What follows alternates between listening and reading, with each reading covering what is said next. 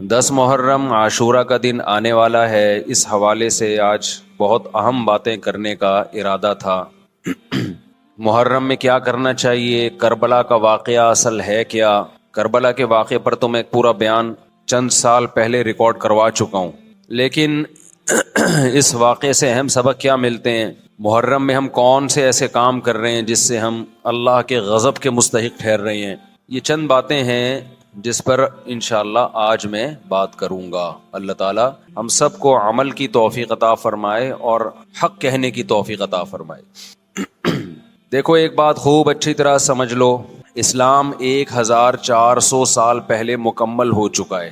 کسی واقعے کی وجہ سے اسلام کو تبدیل نہیں کیا جاتا، بلکہ اسلام کی روشنی میں اس واقعے کے جو تقاضے ہیں ان پر عمل کیا جاتا ہے۔ ہمارے ہاں ہو یہ رہا ہے، واقعات کی بنیاد پہ مسائل نکالے جا رہے ہیں۔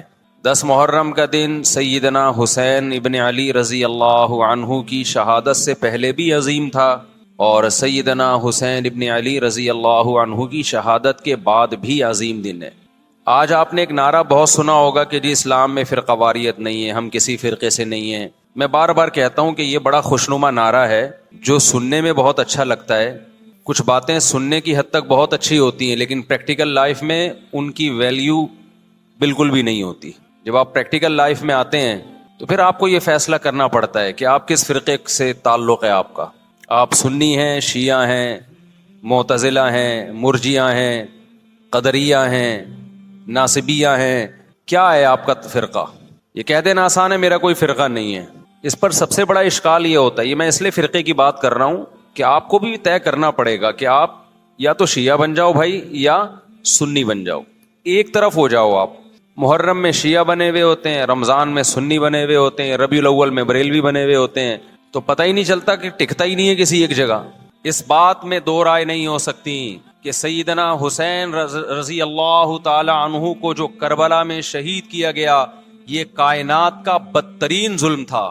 جس نے آپ کی گردن مبارک پہ تلوار رکھی، اس کی بدبختی میں دو رائے نہیں ہو سکتی۔ بہت ہی کوئی شقی اور بدبخت جو نواسہ رسول صلی اللہ علیہ وسلم کے قتل کی طرف بڑھا، بہت ہی کوئی بدبخت اور بدنصیب جو کوفہ کے گورنر ابن زیاد کے کہنے پر نواسہ رسول سے لڑنے کے لیے نکلا، جو اس ظلم کو ظلم نہیں مانتا، وہ بھی اپنے آپ کو جہنم میں جانے کے لیے تیار کر رہا ہے۔ پھر کربلا میں ایک بڑا ظلم یہ ہوا کہ صرف سیدنا حسین ابن علی کو شہید نہیں کیا گیا، آپ کے ساتھ جتنے مرد تھے سب کو شہید کر دیا گیا۔ لیکن ہمیں پیغمبر صلی اللہ علیہ وسلم اور صحابہ کی سیرت میں کیا ملتا ہے؟ میں ایک آیت سے آپ کو سمجھاتا ہوں۔ مشرکین مکہ حضرت ابراہیم علیہ الصلاۃ والسلام کے نسب میں ہونے پر اور آپ سے محبت پہ بڑا فخر کیا کرتے تھے کہ ہم ابراہیم کی اولاد میں ہیں، ہم ابراہیم کے دین پہ ہیں۔ اللہ نے کیا فرمایا رسول اللہ صلی اللہ علیہ وسلم سے کہ ان اول الناس بابراہیم للذین اتبعوہ، اے نبی آپ ان سے کہہ دیجئے ابراہیم سے محبت کے خالی پیلی کے دعوے مقبول نہیں ہیں۔ ابراہیم کے زیادہ حقدار وہ ہیں جو ابراہیم علیہ السلام کی اتباع کرتے ہیں، اور یہ پیغمبر اور صحابہ یہ ابراہیم علیہ السلام کے دین کو فالو کرتے ہیں، اور تم ابراہیم کے دین کو فالو نہیں کر رہے، ان سے محبت کے دعوے دار ہو۔ تو خالی محبت کے دعوے داری اللہ کے ہاں مقبول نہیں ہے۔ اللہ کے ہاں وہ محبت کی دعوے مقبول ہیں جس میں آپ محبوب کو فالو کر رہے ہوں۔ سیدنا حسین ابن علی رضی اللہ تعالی عنہ جو جنت کے جوانوں کے سردار ہیں، آپ سے محبت کا دعویٰ اس وقت مقبول ہوگا جب آپ سیدنا حسین کی سیرت کو فالو کریں گے۔ رونا پیٹنا ماتم کرنا یہ سیدنا حسین اور اہل بیت کی سیرت نہیں ہے۔ صبر کرنا، ظالم کے سامنے ڈٹ جانا، جان کے خوف سے اپنی پالیسیوں سے پیچھے نہ ہٹنا، یہ سیدنا حسین ابن علی رضی اللہ عنہ کی سیرت ہے جو آج ہمیں کہیں بھی نظر نہیں آتی۔ تو ہم نے بھائی دیکھنا ہے صحابہ کا طرز عمل کیا تھا۔ آپ بتاؤ صحابہ کو سیدنا حسین سے محبت تھی یا نہیں تھی؟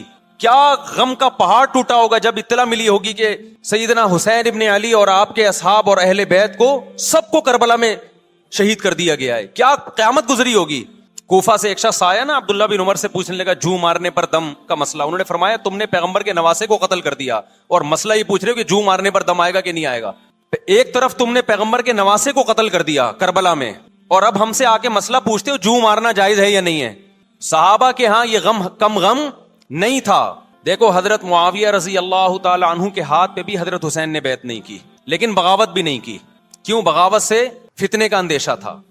حضرت حسن جو حضرت حسین کے بڑے بھائی تھے, انہوں نے سیدنا معاویہ رضی اللہ تعالی عنہ کے ہاتھ پہ بیعت کی اور اس اختلاف کو ہمیشہ کے لیے اپنی کوشش کے مطابق ہمیشہ کے لیے ختم کر دیا. ختم ہوا نہیں ہوا ایک الگ بحث ہے, لیکن حضرت حسن کا مقصد کیا تھا کہ مسلمانوں کی دو جماعتوں کو میں آپس میں لڑتا ہوا نہیں دیکھ سکتا. لوگوں نے کہا آپ خلافت کے حقدار ہیں, آپ نے فرمایا میں دستبردار ہوتا ہوں سیدنا معاویہ کے حق میں. حضرت حسن بیعت ہو گئے حضرت معاویہ سے اور یہ اختلاف کو کیا کر دیا؟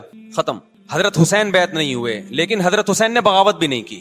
ہر ایک کی اپنی رائے تھی, حضرت حسن کی اپنی رائے تھی. ان کا خیال تھا کہ بیعت ہونا مسلمانوں کے لیے زیادہ مفید ہے, ایک پاورفل حکومت ہوگی, ایک طاقتور ریاست ہوگی, ورنہ لڑتے رہیں گے آپس میں. حضرت حسین کا موقف یہ تھا کہ میں بغاوت تو نہیں کروں گا لیکن بیعت بھی نہیں ہوں گا, کیونکہ اگر بیعت ہو گیا تو اس سے جو خلفائے راشدین کے دور میں جو خلیفہ کی سلیکشن کا طریقہ تھا وہ طریقہ ختم ہو جائے گا. تو میں اگر اس طریقے کو نہیں لا سکتا تو اس کے خلاف کو پروموٹ بھی نہ کروں میں. یہ بھی ایک رائے تھی. میں سمجھا پا رہا ہوں اپنی بات؟ بھائی رائے کا اختلاف ہوتا ہے نا. نبی صلی اللہ علیہ وسلم نے فرمایا اذا اجتہد المجتہد فإن اصاب فلہ اجران وإن اخطأ فلہ اجر واحد. جب کوئی مجتہد اللہ کی رضا کو سامنے رکھ کے اجتہاد کرتا ہے, صحیح اور غلط کا فیصلہ کرنے بیٹھتا ہے, رائے یعنی اس کا مقصد اللہ کی رضا ہو, تو اگر وہ درست نتیجے پہ پہنچے تو 2 ثواب, غلط نتیجے پہ پہنچے تو بھی 1 نیکی اس کو ملتی ہے, اس لیے کہ اس کے بس میں جو خیر خواہی کے لیے جو تھا وہ اس نے کر دیا. رائے کا اختلاف ہوتا ہے.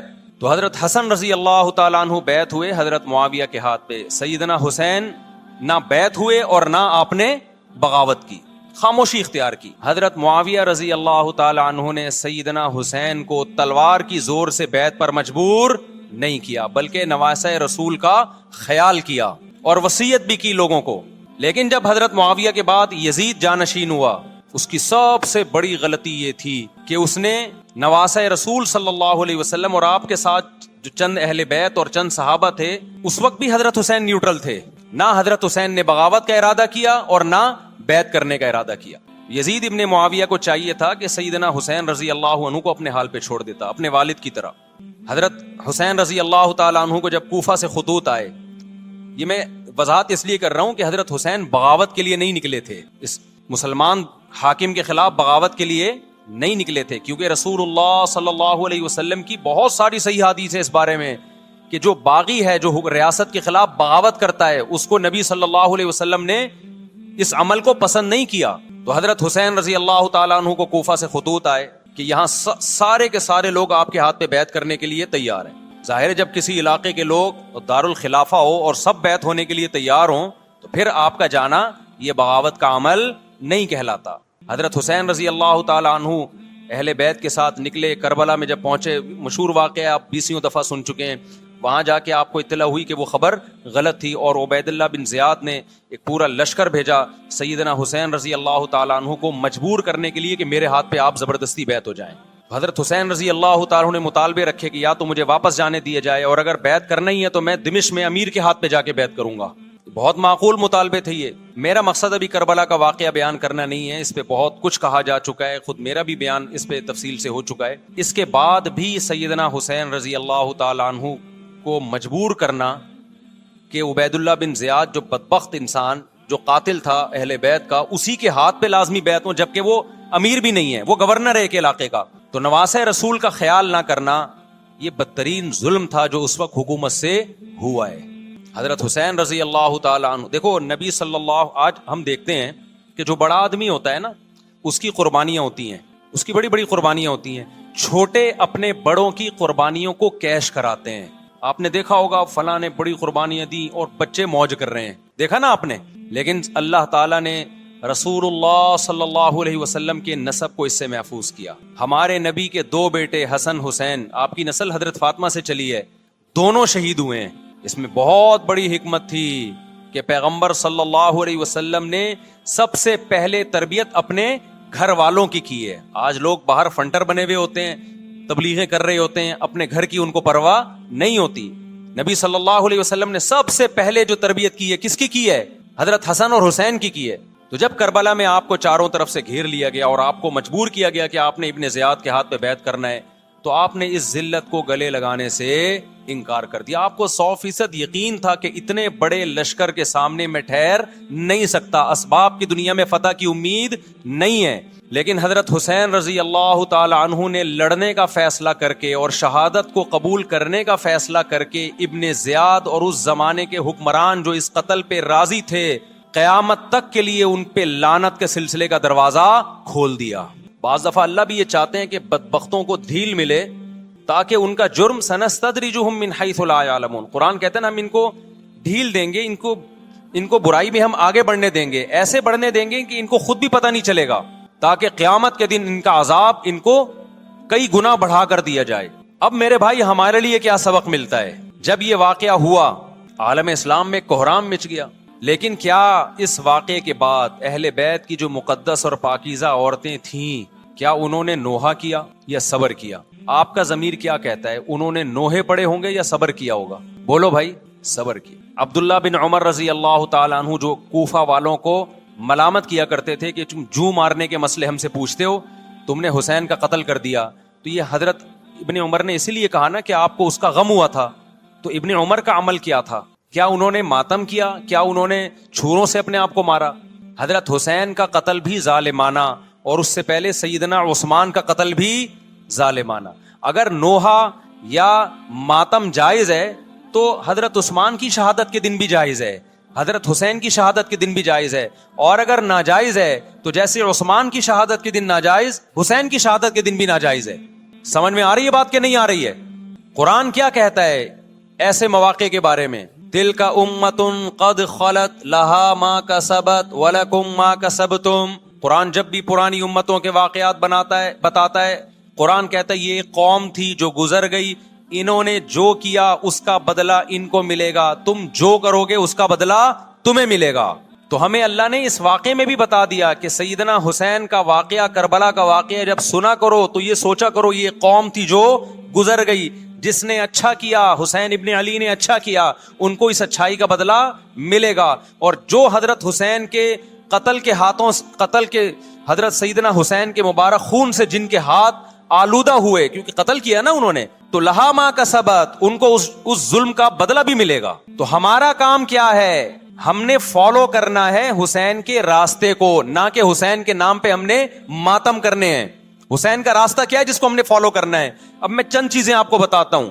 سب سے پہلا سبق جو ہمیں کربلا میں ملتا ہے کہ عزت اور دین ایک طرف دنیا ہے.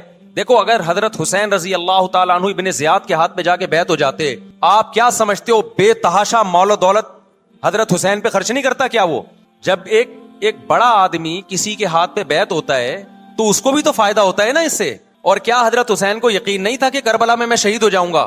فتح اور نصرت کی اسباب کی دنیا میں کوئی امید نہیں تھی، مگر آپ نے اہل بیت کو کربلا میں رسوا کرنے پر عزت کی موت کو ترجیح دی ہے.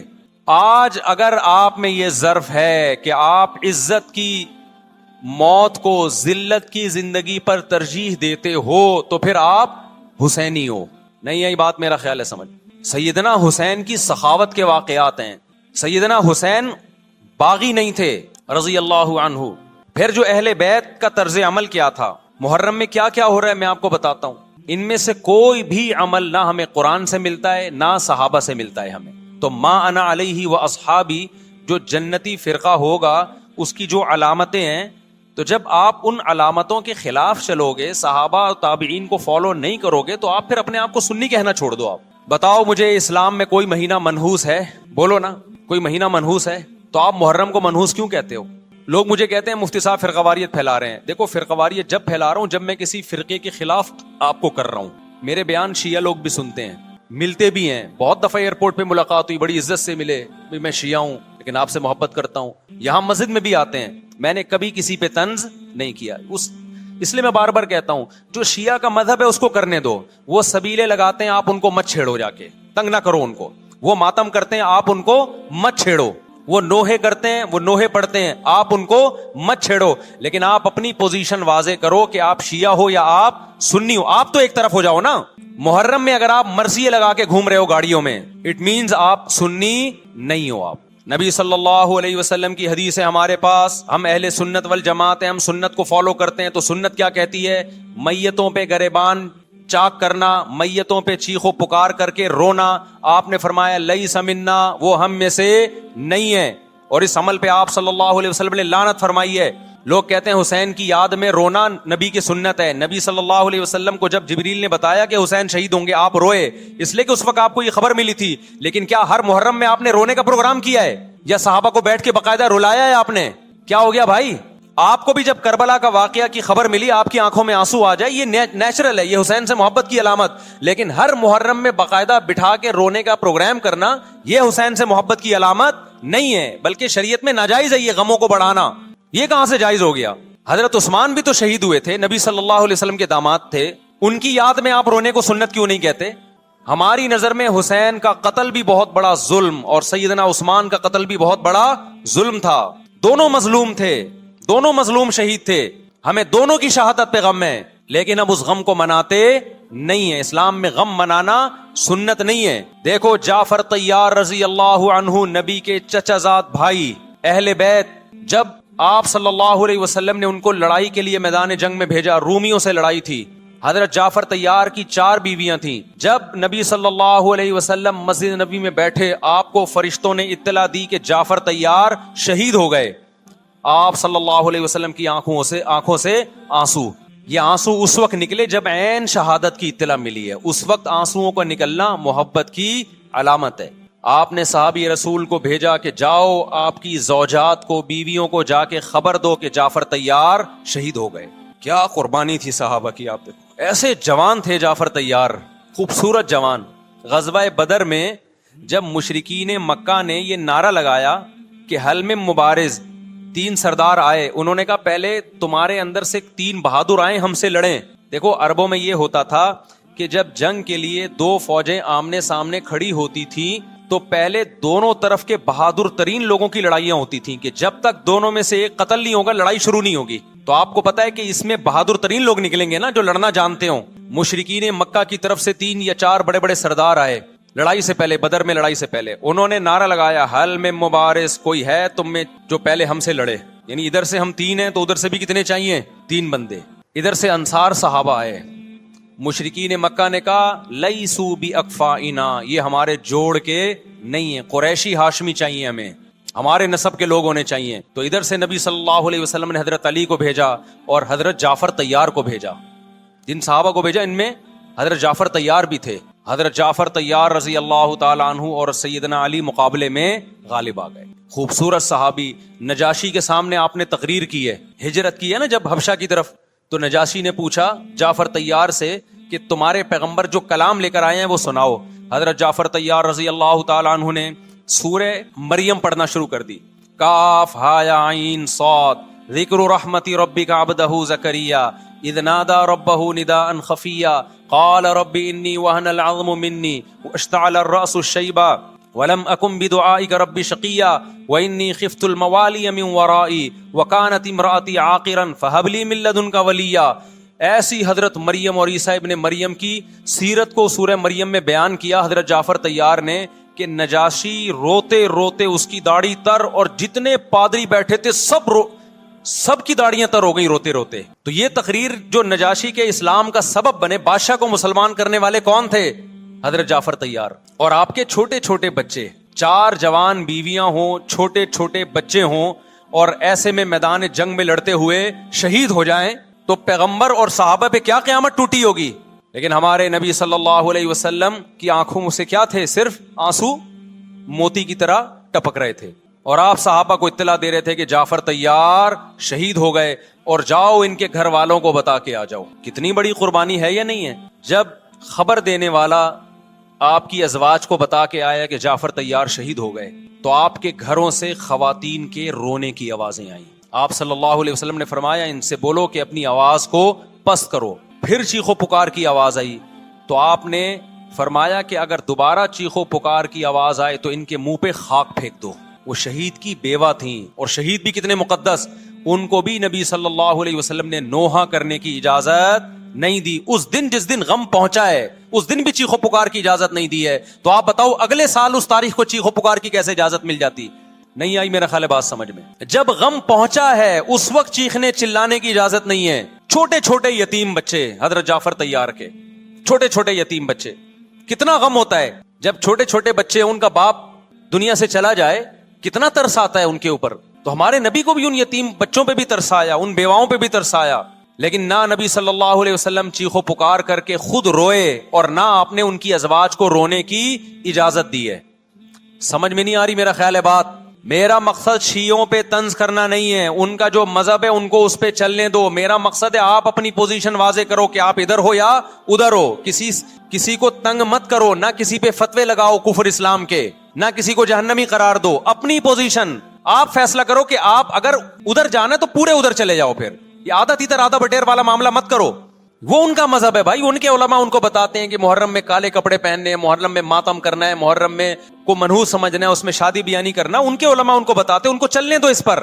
دنیا میں بہت سے فرقے ہیں, بہت سے مذہب ہیں, ہم کسی کو نہ ختم کر سکتے ہیں نہ کسی کے خلاف نفرت پیدا کر سکتے ہیں. اس سے کوئی چیز حاصل نہیں ہوگی. کسی سے نفرت کرنے کی ضرورت نہیں, کسی پہ فتوے لگانے کی ضرورت نہیں, لیکن آپ کو اپنی پوزیشن واضح کرنی پڑے گی کہ میں کہاں کھڑا ہوا ہوں. اگر آپ سنی ہو تو پھر اہل سنت والجماعت صحابہ تابعین کو فالو کرتے ہیں, حدیث کو فالو کرتے ہیں, اور حدیث میں ہمیں ماتم کرنا, نوحہ کرنا, گریبان چاک کرنا اس کی پرمیشن نہیں ہے, بلکہ اس سے روکا گیا ہے, اس عمل کو حرام اور ناجائز قرار دیا گیا ہے. بات آ رہی ہے سمجھ میں؟ باقی جو شیعہ حضرات کرتے ہیں, ہمارے دوست ہیں شیعہ, میں مذاق میں نہیں کہہ رہا, ملتے ہیں ہم سے, میں کبھی ان سے مذہب کے ٹاپک پہ بات نہیں کرتا, نہ ان کو کبھی چھیڑتا ہوں کہ آپ یہ کیوں کر رہے ہو, یہ کیوں نہیں کر رہے. بھائی اس کا مذہب ہے, وہ اس کا فرقہ ہے, جو کرنے دو اس کو. ہم نہیں کرتے کیونکہ ہم اہل سنت والجماعت میں. سمجھ میں آ رہی ہے بات کہ نہیں آ رہی؟ پھر ربیع الاول کا مہینہ آئے گا, اس میں بھی آپ اپنی پوزیشن واضح کرو کہ آپ ادھر ہو یا ادھر ہو. دو فرقے ہیں, دیوبندی بریلوی. میں نہیں کہہ رہا کہ کون جنتی کون جہنمی, لیکن بر صغیر میں جن کو دیوبندی کہا جاتا ہے وہ نظر و نیاز تیجے 40 میں کے قائل بولو نہیں ہے. یہ ان کی کتابوں میں لکھا ہوا ہے, وہ اس کے قائل نہیں. اگر کوئی بزرگ ان میں قائل گزرا بھی ہے تو وہ اس کا ذاتی تفرد ہے, اس کو علماء نے فالو نہیں کیا, اس کو ان کی اجتہادی غلطی قرار دیا ہے. ربیع الاول میں جلوس نکالنا یا مزار بنانا یا مزاروں پہ جانا اس نیت سے کہ وہاں جا کے ہم کوئی قوالی پڑھیں گے یا کچھ بھی, ہمارے ہاں قبرستان جانا صرف اس لیے ہے کہ آخرت کی یاد تازہ ہو, بس.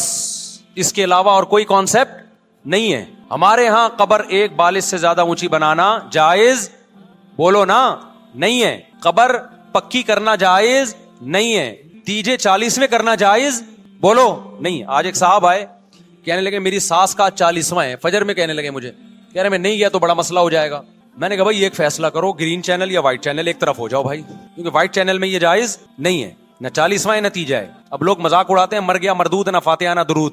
بھائی کچھ بھی کہتے رہو تو پھر پورے ادھر کو ہو جاؤ, یا تو پورے وائٹ ہو جاؤ یا پورے کیا ہو جاؤ, پورے گرین ہو جاؤ. پھر تیجا بھی کرو, 40واں بھی کرو, برسی بھی کرو, اور پھر اس کے بعد جھنڈے بھی لگاؤ ہرے رنگ کے. میں نہیں کہہ رہا دیوبندی صحیح ہے یا بریلوی صحیح ہے, دیکھو میں یہ بحث نہیں کر رہا, میری بات کو غلط نہ لے کے جانا. میں کہہ رہا ہوں آپ اپنی پوزیشن واضح کرو, صحیح غلط تو اگلا مرحلہ ہے. آپ کیا ہو, آپ کو تو یہی نہیں پتا چل رہا. آپ ربیع الاول میں ہرے جھنڈے لے کے گھوم رہے ہو, رمضان میں آپ وائٹ چینل بنے ہوئے ہو, محرم میں آپ بلیک چینل بنے ہوئے ہو, تو پتہ ہی نہیں چل رہا تو ہے کیا بھائی. جب 73 فرقوں میں ایک جنتی ہے تو ایک کو فالو کرو نا, جس کو جنتی سمجھتے ہو. اگر آپ سمجھتے ہو کہ بلیک چینل یا شیعہ فرقہ جنتی ہے تو پورے شیعہ ہو جاؤ بھائی. اگر آپ سمجھتے ہو بریلوی فرقہ جنتی ہے تو پورے بریلوی ہو جاؤ. تو جس کو سمجھتے ہو وہ بن جاؤ, لیکن پورے بنو, ادھورے مت بنو, آدھا آدھا نہ لو. بات سمجھ میں آ رہی ہے؟ میں پھر بتا رہا ہوں, نہ میں کسی کو جنتی کہہ رہا ہوں نہ جہنمی. میں یہ نہیں کہہ رہا دیوبندی جنت میں جائیں گے یا بریلوی جائیں گے یا شیعہ جائیں گے, یہ تو اللہ فیصلہ کرے گا. ہم تو وہ کریں گے جو ہماری کھوپڑی میں آ رہا ہے. ہماری کھوپڑی میں یہ آ رہا ہے کہ جس کو بھی کرو تو ایک کو کرو پورا, تاکہ ایک طرف ہو جاؤ. آدھے تیتر آدھے بٹیر مت بنو آپ, اور دوسرے کو چھیڑو بھی نہیں, چھیڑنے کی بھی ضرورت نہیں ہے. کوئی جو کر رہا ہے کہ بھائی اس کا مذہب ہے. دیکھو ہندو مندر میں جاتا ہے نا, ہماری رائے کے مطابق صحیح کر رہا ہے, غلط کر رہا ہے, غلط کر رہا ہے, لیکن ہم چھیڑتے ہیں کیا؟ اسلام نے اجازت دی اس کو چھیڑنے کی کہ ہندو جا رہا ہے اس کو پکڑ کے لا کیوں جا رہا ہے بھائی؟ اسلام بولا ہے بھائی لکم دینکم ولی دین, تمہارے لیے تمہارا دین, ہمارے لیے ہمارا دین. لا اکراہ فی الدین, دین میں زبردستی نہیں ہے, جو کر رہا ہے اس کو کرنے دو. تبھی اسلامی تاریخ میں کوئی ایک مندر بھی ہمارے علم میں نہیں ہے کہ اس میں ہندوؤں پہ پابندی لگی ہو کہ مندر نہیں جا سکتے. جب تک اسلامی حکومتیں رہی ہیں, ہندوستان میں 1000 سال مسلمانوں نے حکومت کی ہے, اگر ہندوؤں کو مندر جانے سے روک دیتے تو آج یہ مندر ختم ہوتے. اسلامی حکومت جب ختم ہوئی ہے تو بھی مندر, لاکھوں کی تعداد میں مندر تھے. اسلام مسجد جانے کا حکم دیتا ہے یا چرچ جانے کا؟ بولو مسجد چرچ جانے کو غلط سمجھتا ہے کیونکہ وہاں غیر اللہ کی عیسیٰ ابن مریم کی عبادت ہو رہی ہے. لیکن کیا اسلام آپ کو پرمیشن دیتا ہے کہ کوئی عیسائی چرچ جا رہا ہو تو آپ اس کو روکو کہ تو کیوں جا رہا ہے بے, مسجد میں آ؟ اجازت دیتا ہے؟ یا اسلام یہ کہتا ہے کہ اس سے بدتمیزی شروع کر دو, آپ بولو کیا ہو گیا, آپ کو سبق یاد کرا رہا ہوں میں, بدتمیزی شروع کر دو؟ یا اسلام یہ اجازت دیتا ہے کہ اس سے اچھا سلوک نہ کرو؟ قطعاً اجازت نہیں, بلکہ قرآن تو کہہ رہے ہیں ان اللہ یحب المقسطین, جو غیر مسلم تم سے لڑ نہیں رہے میدان جنگ میں, ان سے تمہیں اچھا سلوک کرنا پڑے گا, کیونکہ اللہ اچھا سلوک کرنے والوں کو پسند کرتا ہے. صحابہ کرام غیر مسلموں کو بھی ہدیے دیا کرتے تھے, نبی صلی اللہ علیہ وسلم نے یہودیوں کو بھی ہدیے دیے. تو جو مذہب اسلام کی طرف منسوب نہیں ہے, جب ہمیں ان سے اچھے سلوک کا حکم ہے, تو جو مذہب اسلام کی طرف منسوب ہیں, قطع نظر اس سے کہ وہ اس دعوے میں سچے ہیں یا جھوٹے, یہ تو بحث ایک الگ ہے, لیکن نسبت کس کی طرف کر رہے ہیں؟ اسلام کی طرف. تو ہمیں ان سے بدتمیزی بدسلوکی کی کہاں سے اجازت ہوگی؟ تو میں نہیں کہہ رہا کہ آپ شیعہ بریلویوں سے دشمنی کرنا شروع کر دو, ان کی دعوتیں اٹینڈ نہ کرو, ان سے کاروبار چھوڑ دو, یا ان کو جا جا کے تنگ کرو, کیوں سبیل لگا کے بیٹھے ہو, کیوں ماتم کر رہے ہو, یہ کام مت کرو آپ. ہمارا ملک اس فرقواریت کا متحمل نہیں ہے, سے فساد پھیلتا ہے. لیکن اپنی پوزیشن آپ واضح کرو, ایک لکیر ہے آپ کھینچ دو. اگر کوئی شخص آپ کے سامنے صحابہ کو برا بھلا کہتا ہے, آپ بولو بھائی یہ میری باؤنڈری کیا ہو رہی ہے, کراس. میرے سامنے آپ کو ان بزرگوں کے خلاف بولنے کی اجازت نہیں ہے جن سے مجھے عقیدت ہے. اگر یہ کام آپ نے کیا تو ہماری اور آپ کی راہیں الگ الگ. آپ کا جو مذہب ہے بھائی, آپ بند کمرے میں, آپ کے امام بارگاہ میں, آپ کے مسجدوں میں, یا جہاں بھی ہے, وہ آپ کا نجی معاملہ ہے. ہمارے سامنے آپ نے کوئی ایسی بات نہیں کرنی جو ہمارے عقیدے کے خلاف ہو, تو آپس میں دوستی رہے گی. اب دیکھو عیسائی آپ سے ملتا ہے, آپ گپ شپ کرتے ہو, کھانا کھاتے ہو, لیکن عیسائی بار بار بولے میں آپ کے نبی کو نہیں مانتا, میں آپ کا نبی, آپ بولے گا بھائی تو نہیں مانتا تو ہم نے کب کہا کہ مان تو, لیکن میرے سامنے بار بار کیوں کہہ رہے کہ میں تیرے نبی کو نہیں مانتا؟ یہاں سے آپ کی اس کی دوستی کیا ہو جائے گی پھر؟ ختم. تو غیر مسلموں کو بھی دو قسمیں, کسی بھی مسلک کے لوگوں سے ملو, کسی بھی فرقے کے لوگوں سے ملو, کوئی جھگڑا نہیں, کوئی بحث نہیں, ایک دوسرے کو کھانا بھی ہے, ایک دوسرے کو کھلانا بھی ہے, ایک دوسرے سے کھانا بھی ہے, ایک دوسرے کی دعوتوں میں بھی شرکت کرنی ہے. جہاں مذہب کا معاملہ آئے تو پھر آپ کسی سے بحث نہ خود کرو نہ کسی کو کرنے کی اجازت دو. اگر کوئی کچھ سیکھنا چاہتا ہے تو آپ بولو بھائی علماء کے پاس آ جاؤ, آپ کو کوئی اشکال ہے تو ہم وہاں آپ کا اشکال حل کر دیں گے. اس سے آگے بڑھنے کی کوشش بولو مت کرو, اس سے ملک میں امن ہوگا. باقی فرقے ہمیشہ سے ہیں بھائی, آج کوئی نئے تھوڑی ہیں, اور یہ ہمارا کام تھوڑی ہے فرقے ختم کرنا. یہ تو عیسیٰ ابن مریم جب نازل ہوں گے, حضرت مہدی آئیں گے, وہ تلوار کی طاقت سے ختم کریں گے, ان کے پاس یہ اتھارٹی ہوگی کہ وہ فرقوں کو ختم کریں. آپ نے یہ کرنا ہے کہ دوسرے کے مسلک کو چھیڑنا نہیں ہے اور اپنا چھوڑنا نہیں ہے. مسئلہ آپ کے ساتھ یہ ہو رہا ہے کہ دوسرے کو چھیڑ بھی رہے ہو اور اپنا چھوڑ بھی رہے ہو, دونوں الٹے کام کر رہے ہو. ایک طرف بحث کر رہے ہوتے تم ایسے, اور دوسری طرف وہی بنے ہوئے ہوتے تھوڑے دنوں میں جا کے. ہاں وہ بتا رہا ہوں, وہ نظر و نیاز والی نہیں, وہ سب کو پتا ہے. ہاں ایسی دعوت نہ ہو جس میں بدعت کی تائید ہو. تو آپ جو کر رہے ہو نا, وہ یہ کر رہے ہو دوسرے کو چھیڑ بھی رہے ہو, جس سے ملک میں بدامنی پھیل رہی ہے. تقریریں سنو, شیعہ ایسے, بریلوی ایسے, دیوبندی ایسے, اہل حدیث ایسے, تقریروں سے کیا پھیل رہی ہے؟ نفرتیں.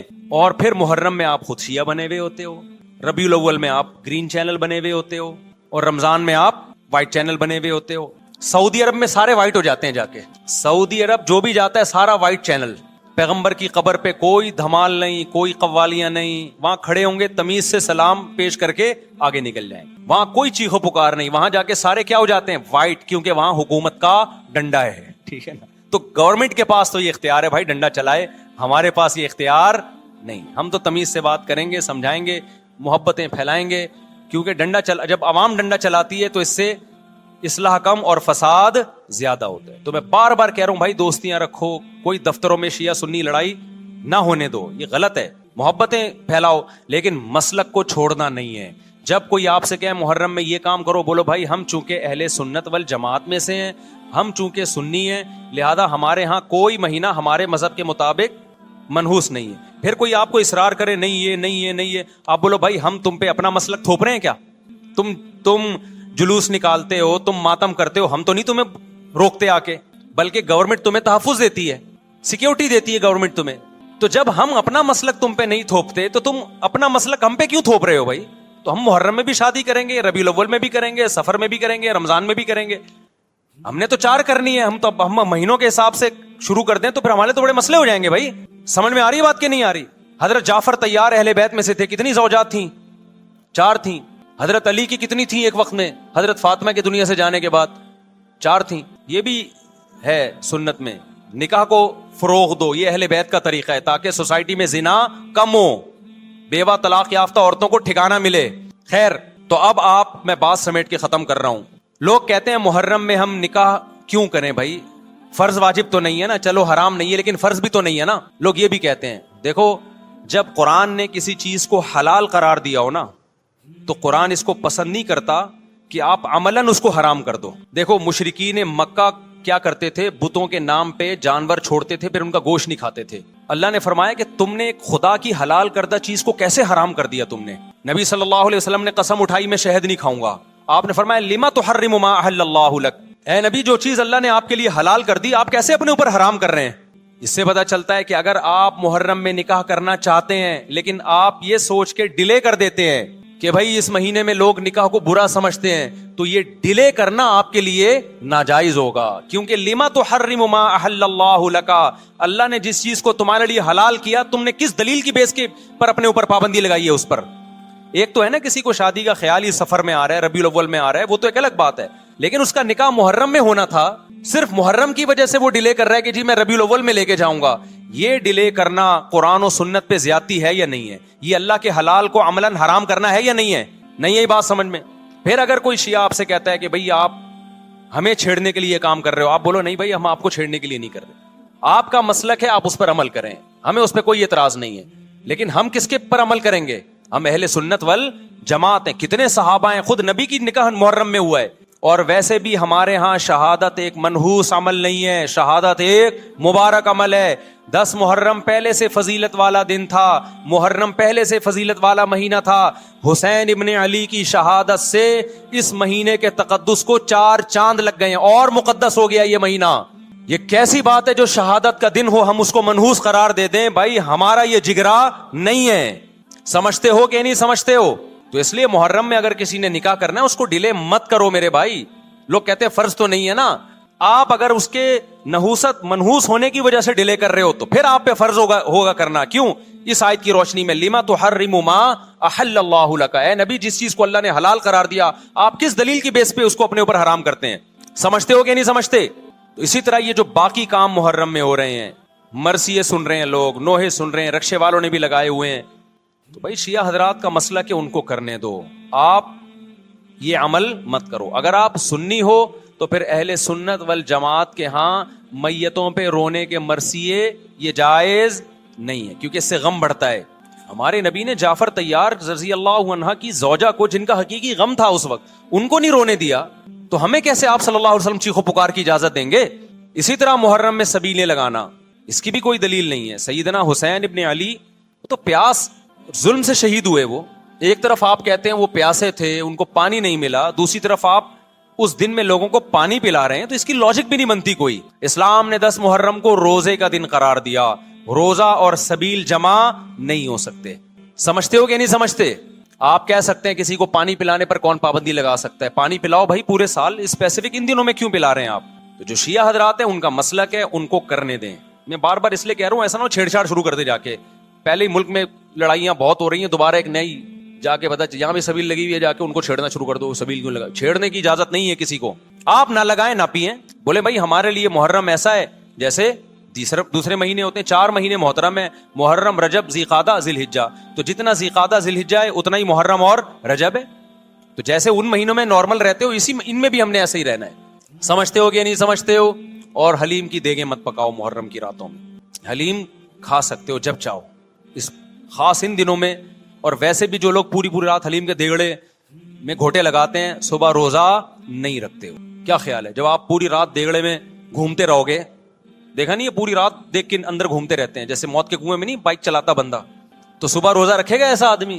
تو یہ ساری چیزیں آپ کو اس کام سے روکتی ہیں جو سنت سے ثابت. تو اللہ تعالی ہمیں محرم میں وہ کچھ کرنے کی توفیق عطا فرمائے جس کی ہمیں اللہ، اس کے رسول اور صحابہ نے پرمیشن دی ہے، اور ان تمام باتوں سے اللہ ہمیں بچنے کی توفیق عطا فرمائے جس سے اللہ، اس کے رسول اور صحابہ نے ہمیں بچنے کا حکم دیا ہے. اللہ تعالیٰ سمجھنے کی، عمل کی توفیق عطا فرمائے. وما علینا الا البلاغ.